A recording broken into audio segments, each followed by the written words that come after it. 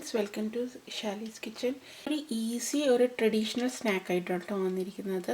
നിങ്ങൾക്ക് ഈ video interesting ആയി തോന്നുകയാണെങ്കിൽ ഷാലീസ് കിച്ചൻ സബ്സ്ക്രൈബ് ചെയ്യട്ടോ, എൻ്റെ അടുത്തുള്ള ബെൽ ഐക്കണും പ്രസ് ചെയ്യൂ. അപ്പോൾ നമുക്ക് നേരെ റെസിപ്പിയിലേക്ക് കിടക്കാം. ഞാൻ അവൽ നനച്ചതാണ് ഉണ്ടാക്കാൻ പോകുന്നത്. അപ്പോൾ അതിനാവശ്യം മെയിനായിട്ട് ജസ്റ്റ് 3 ഇൻഗ്രീഡിയൻസ് മെയിനായിട്ട് വേണ്ടു. അപ്പോൾ ആദ്യം തന്നെ വേണ്ടത് നമുക്ക് തേങ്ങയാണ്. പലരും പല രീതിയിലാണ് അവൽ നനച്ചത് ഉണ്ടാക്കുക. ഞാനിത് ട്രഡീഷണൽ ആളുകൾ എങ്ങനെയാണ് ഉണ്ടാക്കുന്നത് അതുപോലെയാണ് കേട്ടോ ഉണ്ടാക്കുന്നത്.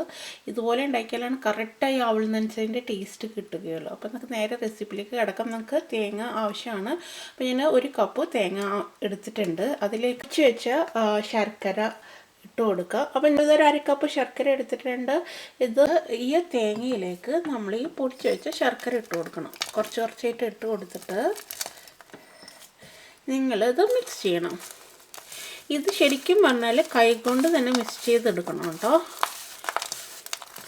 കൈകൊണ്ട് മിക്സ് ചെയ്തിട്ട് ഇതിൽ വെള്ളം ഒഴിക്കാൻ പാടില്ല. ഈ തേങ്ങയുടെ വെള്ളത്തിൽ തന്നെ ഇത് മിക്സായി വരണം.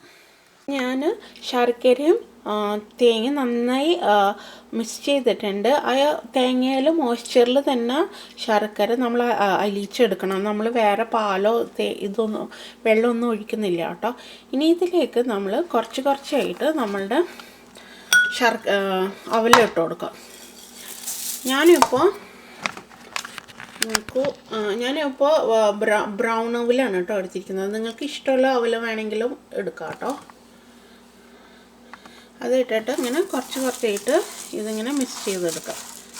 ഇതെല്ലാം നന്നായി യോജിച്ച് വരണം.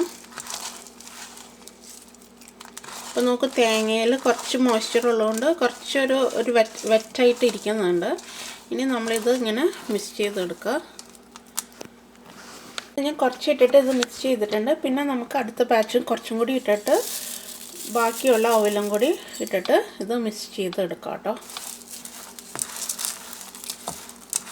ഇത് പെട്ടെന്ന് ഈസി ആയിട്ട് ഉണ്ടാക്കാൻ പറ്റിയ ഒരു ഹെൽത്തി സ്നാക്ക് എന്ന് പറയാം. കാരണം ഞാൻ ബ്രൗൺ അവലാണ് എടുത്തിരിക്കുന്നത്. പിന്നെ തേങ്ങയും ശർക്കരയേ ഉള്ളൂ. നമ്മൾ ഫ്രൈ ഒന്നും ചെയ്യുന്നില്ലല്ലോ. ഇനി ഇത് നന്നായി എല്ലാം കൂടി മിക്സ് ചെയ്തെടുക്കുക. ഇത് മിക്സ് ആയിട്ടുണ്ട്. ഇതിലേക്ക് നമുക്ക് കുറച്ച് ഏലക്കപ്പൊടിയും കൂടി ഇട്ട് കൊടുക്കാം. ഓക്കെ, കുറച്ച് ഏലക്കപ്പൊടിയും കൂടി ഇട്ട് കൊടുത്തിട്ട് ഇത് ഒന്നും കൂടി മിക്സ് ചെയ്തെടുക്കുക. ഞാൻ ഏലക്ക ഇട്ട് കൊടുക്കുന്നുണ്ട്. ഒന്നും കൂടി നന്നായി ഒന്ന് മിക്സ് ചെയ്തെടുക്കുക. അവൽ നനച്ചതും പഴവും ചായയാണ് കേട്ടോ ബെസ്റ്റ് കോംബോ. അതുണ്ടെങ്കിൽ പിന്നെ വേറെ ഒന്നിൻ്റെ ആവശ്യമില്ല. അപ്പോൾ അടുത്ത വീഡിയോയുമായി ഞാൻ വരുന്നത് വരെ thank you for watching Shali's kitchen. By.